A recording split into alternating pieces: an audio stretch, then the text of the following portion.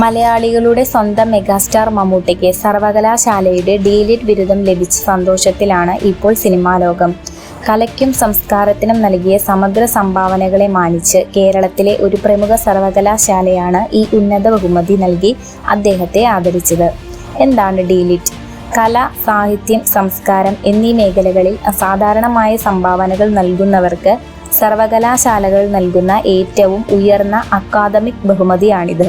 ഇതൊരു പരീക്ഷ എഴുതി നേടുന്ന ബിരുദമല്ല, മറിച്ച് ഒരാളുടെ പ്രവർത്തനങ്ങളെ മാനിച്ച് സർവകലാശാല സ്വയം നൽകുന്ന ഒരു ആദരവാണ്.